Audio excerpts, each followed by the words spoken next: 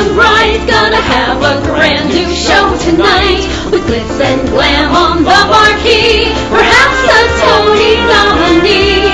Stars beam brightly, see them glow, sell out nightly, SRO. It's time to applaud the Broadway beat.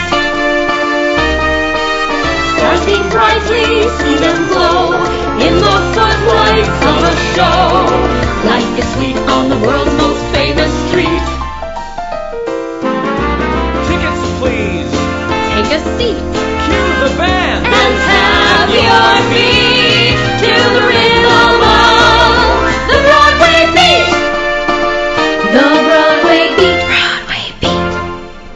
Hello, I'm Richard Ridge, and welcome to Broadway Beat, our weekly half-hour behind-the-scenes look at the very best of a New York theater on Broadway and beyond. This week we dropped by a rehearsal for the new Broadway-bound musical The Pirate Queen by Alain Boublil and Claude-Michel Schonberg, the team that gave us Les Mis and Miss Saigon. We'll chat with them and the company led by Stephanie J. Block. We'll also stop by New World Stages to meet the women of Doug Stone's new Tupperware comedy, Sealed For Freshness. But we start things off by telling you that the musical theater world recently lost one of their most dashing young stars, 46-year-old Daniel McDonald. He co-starred opposite Karen Ziemba in the Kander and Ebb musical Steel Pier with Melissa Errico in the Cole Porter musical High Society. His last project was a recording of standards, which included 2 songs from Steel Pier with piano accompaniment by composer John Kander. That's due for release in April. Here's a look at Daniel in Steel Pier. When your earthly cares are a brine, and you're left with no peace of mind, things work out, you're sure to find when you leave the world.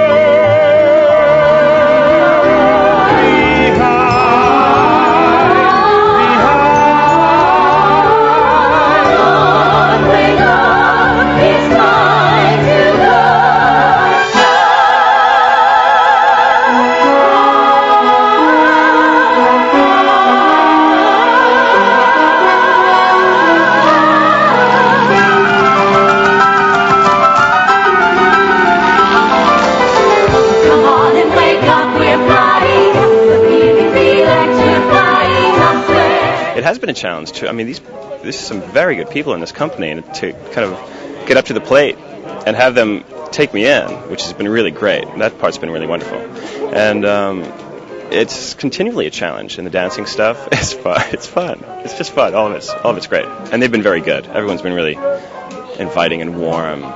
Is there something you learned about the period when you started to do research on this? Something that fascinated you about this marathon period? We had first day rehearsal, books upon books upon books. I don't know, have you seen these books, Richie? They're all about Atlantic City and all the research they'd done. We got 3 books the first day we arrived, and then there was all kinds of people brought in to talk about the period, about Steel Pier, about the marathons, about Atlantic City, and so it was really exciting. Yeah, that whole period is very exciting, all after the Depression and what people did, and how the Depression is not something that kept people down, but their hope made them break through, and that's what this is about. And so that's very exciting. It gives us all something to play, something to live for. Yeah, it's really been great that way. No one tells you can get right up and you can start all over. Keep breathing. With a second chance. Good. Whenever life has gone from bad to worse. Much better. Not to run your movie in reverse. Right. Re-rehearse. Soon that curse will disperse. But first you've got to get a second chance.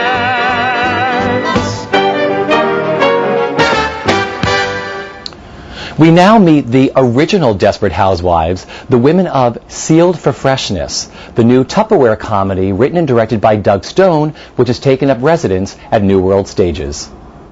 Set in the 1960s, Sealed For Freshness is the story of 5 Midwestern women who believe in being good wives, good mothers, and good neighbors. These hermetically sealed, airtight lives unravel during a side-splitting Tupperware party gone awry. Well, yes, I'm wise, but it's wisdom for the pain. Yes, I paid the price, but look how much I gained.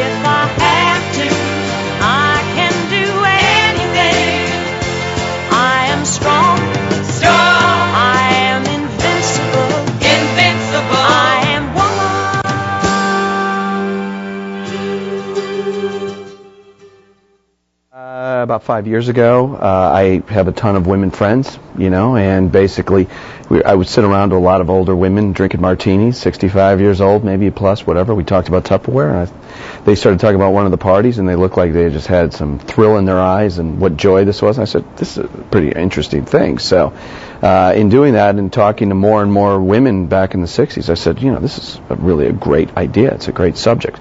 And the women back in the 60s are going through the exact same things as they do here in year 2000 is, women are the only one. I mean, men, we don't have the problem of whether or not we raise a child or we go and we have a career. We basically go to our career and that's it. So women are still in that in-between. Damned if you do, damned if you don't. And, unfortunately, it's 40 years later. It's the exact same thing. They only have to ride with that guilt, whereas we don't have to. So that's kind of how it kind of began. Diane, dear! How long has it been? 2 years at least. Oh, at least. The Phoenix Spring Jamboree, right? Oh, yes. The theme was Storage for a New Generation. Sealed For Freshness. Storage for fun, fixed up for our families, all number one. You remember? I do. Oh, that was fun. My name is Patricia Dallin, and I played Diane Wetlaufer. She is the regional superwoman in the Midwest. She's the highest-selling Tupperware lady in the whole Midwest, and she's sort of the outsider. She's coming into these group of friends and this sister couple, and that's, she's trying to, she wants friends. I think she sort of keeps herself distant, but there's that sort of pushing and pulling with her. She wants it, and then she's afraid, and then from there, the mayhem unfolds. Right. I'm Jennifer Dora White, and I play Bonnie Kapika. And the Tupperware party is being thrown at my house. So a lot of my responsibility is to make sure the party is a good party. And the party falls apart, and there's nothing I can do about it. It's a really fun role to play. I really like Bonnie. And she has a wonderful journey because at the beginning, she's very put upon and she's trying to take care of everyone, and by the end she's learned how to be more assertive and take care of herself, and so the end of the play is really fun for me because it's just such an arc to go through. Did you base her on anybody? Is there somebody in... I did some research about the Midwest and everything because I didn't grow up there, but I think Bonnie is a very universal character. I'm a mom, I'm a wife, I have to take care of the apartment, and my husband is great. My husband is not like Richard. But we all know that feeling of you just can't keep up and everybody needs your time and you want things to be okay and they're not. And so I'm Kate Van Devender, and I play Tracy Ann McLean, and she's a newlywed, and I'm very excited about everything, and maybe one card short of a full deck, and drives everybody crazy. Now, have you based her on anybody? I mean, you have this great voice and this great characterization you do. Did you base her on somebody, or who do you have in mind? Yeah, I based her on some family members, which I probably shouldn't say who. But she has some real childlike elements, and I would say I have cousins who are 8 or 9 and have some of the physicality is very childlike and curious, and so yeah, she's based on kind of a younger person. She's sort of stuck in the 10-year-old mind frame sometimes.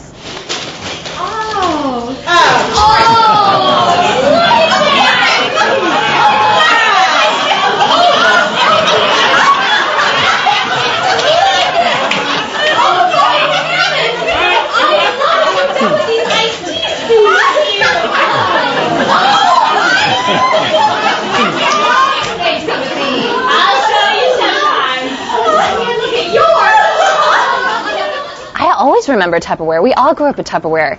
And one of the great things about this show, actually, is the actual Tupperware pieces that we have are from the 60s. And when we take them out, we hear in the audience people saying, oh, I had those popsicle freezer pods. Oh, I remember that. I had that in my kitchen. And then we're on this amazing set that looks like a house from the 1960s.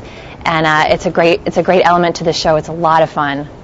My name is Nancy Hornback, and I play Jean Palicki, and she is also a housewife, and she's got her 3 kids at home, and she's has her perfect life with her perfect husband. She's very wealthy, and she's done very well for herself.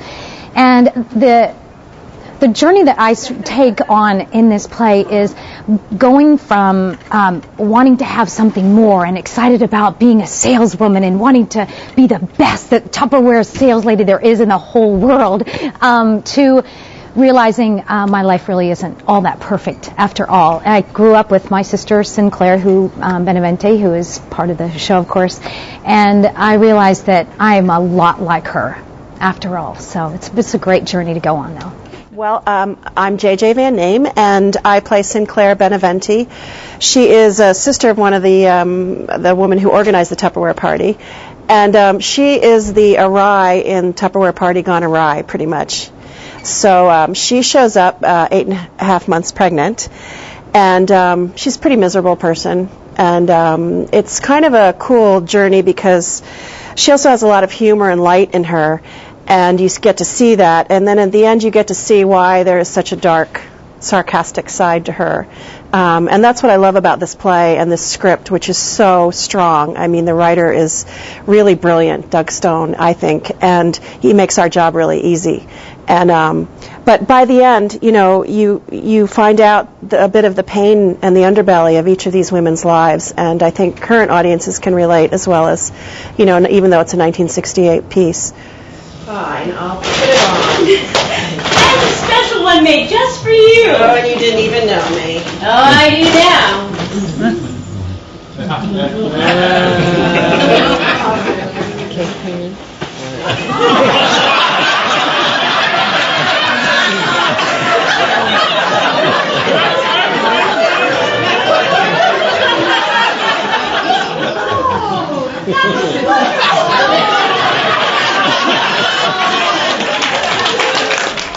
The Pirate Queen, the new musical by Les Mis and Miss Saigon creators Alain Boublil and Claude-Michel Schonberg, is getting ready to dock at the Hilton Theater for an April 5th opening. Produced by the team that gave us Riverdance, this epic musical is directed by Frank Galati. We dropped by a rehearsal to chat with the company, which is led by Stephanie J. Block, who plays the title role. The Pirate Queen celebrates the life of legendary Irish chieftain Grace O'Malley and tells the story of this compelling and inspirational woman who led an extraordinary life as a pirate, chieftain, lover, and mother in 16th century Ireland, told through a sweeping score and vibrant traditions of Irish dance and song.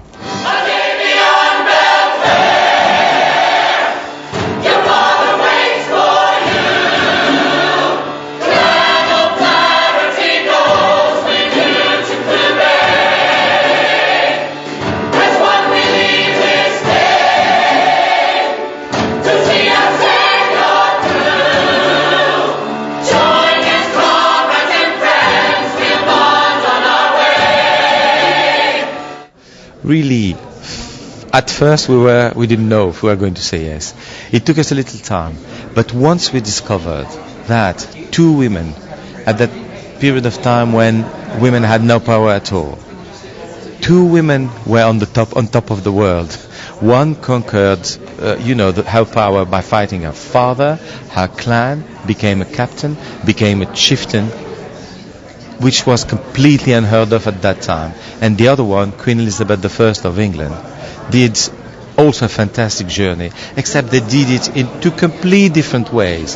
One decided to be a woman, to have a heart, to love, to have lovers, to have a husband, to have a child, and the other one, the Queen of England, decided to deny her female side to reign over men.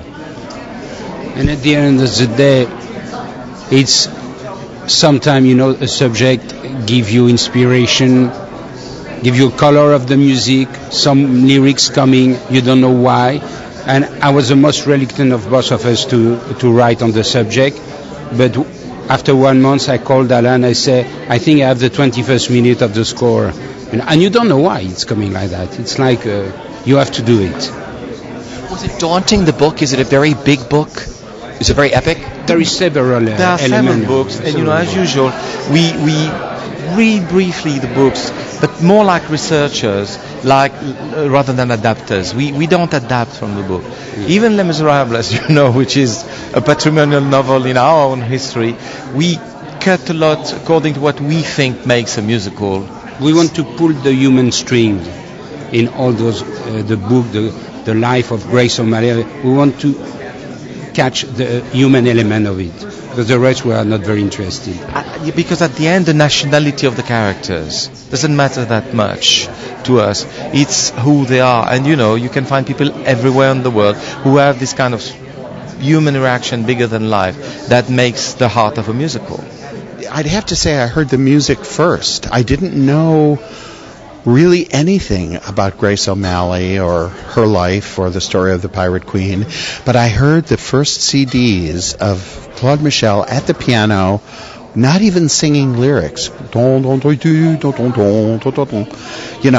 the deep well of spiritual energy that comes from inside of him, which is so mysterious, which you can feel in Les Mis, you can feel in Miss Saigon, in everything that they do. And it has, in this case, an Irish inflection, and you feel the modalities of ancient Ireland, really the roots of Riverdance, the place from which Riverdance came. It's been so interesting for me. I'd never been to Ireland before, and John and Moya invited me over. Eugene Lee and I went over, and we met with Alain and Claude-Michel in London, and then in Dublin. We traveled to the places where Grace O'Malley lived and saw her castles, the burial site.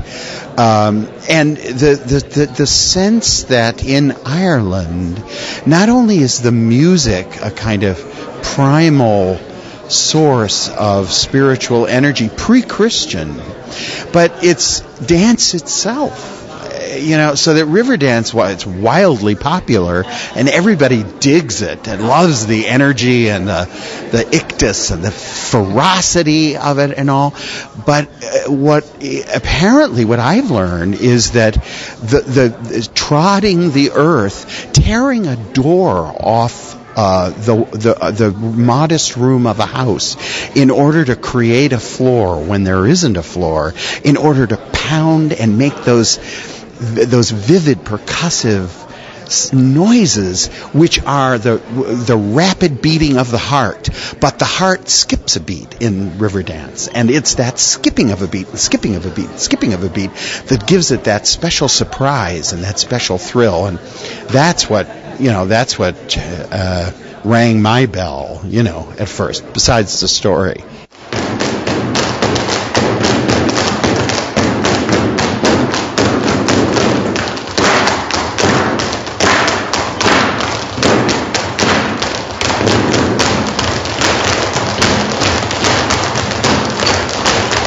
Well, I think it's just this incredible woman. There are humorous moments and sad moments. There's a very moving scene, the death of her father, and she sings a song to her dying father. And of course, I always cry, but I cry easily. And there's also comedy in the show. We may not have done that today. There are very funny scenes in the court of Queen Elizabeth. There's a big number called Boys Will Be Boys, a big raunchy sort of beer number in a tavern. So there's all sorts of different emotions in the show, but I think what touches me is based on a real person, based on incidents that happened, and I think this is the first time that this woman from history, this incredible woman, is being honoured and celebrated in a major musical. And let's talk about the Irish culture, how important this is. I'm half Irish, my mother's side. She cannot wait to come and see this show. Yeah. Huge Riverdance fan, but she was so excited to see this. What it means to the Irish culture, this musical.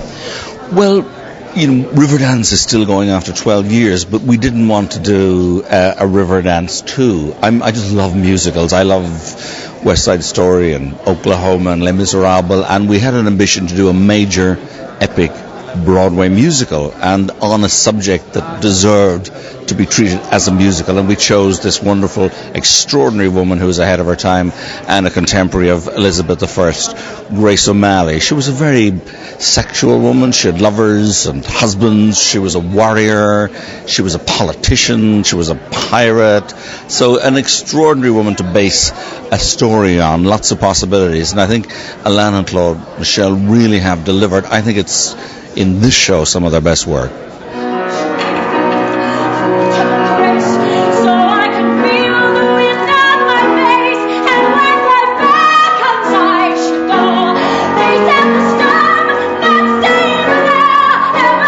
Be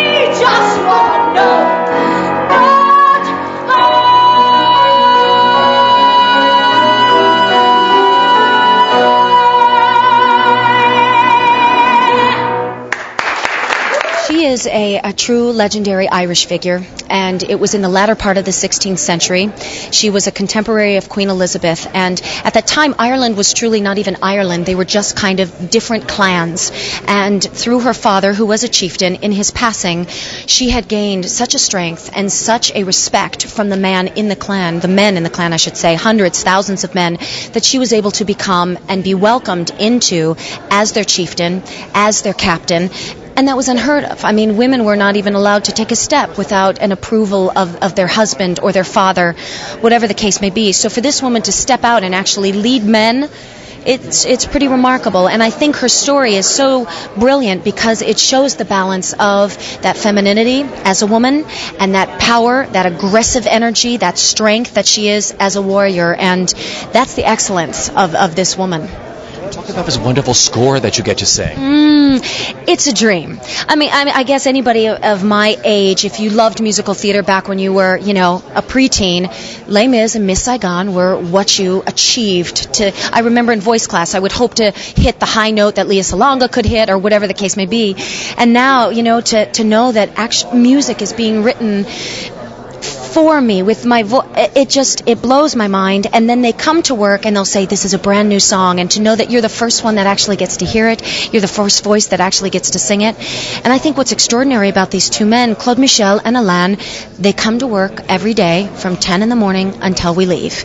And their collaboration and the efforts, and really they're so generous that they will allow us as actors to say, you know what, I feel Grace O'Malley wants to say this. And if they're in agreement with that, they will say, aha, we see your point. Let's take a step back and let's jot something down and see if this works. So to know that they are willing to collaborate with an actor after their pedigree and their genius with Les Mis and Miss Saigon, it's an experience that I don't think many actors get to experience. Who knows, in my next play sometimes you just have to say your lines and sing your songs and take direction and be quiet in that manner, but they welcome it. They're open armed to it. So that I think has been one of the major memories that I will take with me.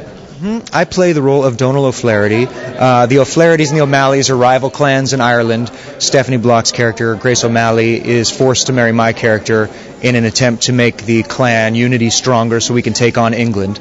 And we couldn't be less well-matched people. We don't get along very well. We've both kind of put our best foot forward, but neither of us wants to be a part of this marriage. She's in love with another man. I'm in love with hundreds of women, and we each kind of try to tame the beast, and it doesn't go so well. Well, Tiernan is the childhood friend of Grace O'Malley, played by Stephanie Block, and they grow up and they promise themselves to each other, but unfortunately Grace has to marry elsewhere for political reasons. So Tiernan makes a vow to be her protector, her watcher, for want of a better word. Now, I'm not going to tell you how it ends up, but it's musical theatre, so let's just leave it there. You know what I mean? But, it's a great, fantastic part. I feel honoured to be opening this part on Broadway and to have a couple of belters in my pocket. I have some wonderful songs in the show, and it's very, very, very, very exciting. Well, talk about the song that we saw you do, that beautiful, beautiful number, and talk about singing a Boublil Schonberg score. Yeah, well, my first job out of college was Les Miserables, actually, which I didn't know before I started rehearsing for it. And then when I arrived and realised the quality of the score and the depth of the emotion that their stories contain, I was quite knocked back. And so to be able to approach that firsthand and work alongside these guys and collaborate with them is something I don't think I'll ever quite get over. To be able to sing for the very first time, to make it your own, is something so special and something that I don't think I'll ever not appreciate. The song that I sung here today was called I'll Be There, and I think it's one of those songs that auditions are going to be banning in years to come because people are going to be doing it so much. It's a real anthemic song, and it sings so well in the voice. I'll be there.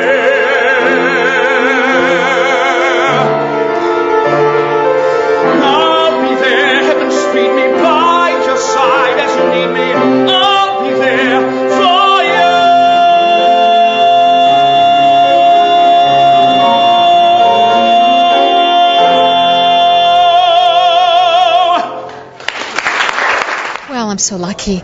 Honestly, Elizabeth I is such a fascinating woman. Hundreds of years later, we're still amazed at her and interested, and they're still making films about her. So there is so much to mine as far as she goes, and so much available, which is great for an actor because, you know, the research is endless, really. But I love how they're able to show her life, you know, as paralleled with Grace O'Malley's life in this show. And so interesting, they were only 3 years apart in age, you know, and they died within a year of one another. So they, you know, they moved through life at exactly the same time, and I think they had a lot more in common than not. They both had to make great sacrifices to lead their people, and that, I think, is what is so gripping about the story, that you see these women wrestling with the lies that they've been dealt and the choices they have to make.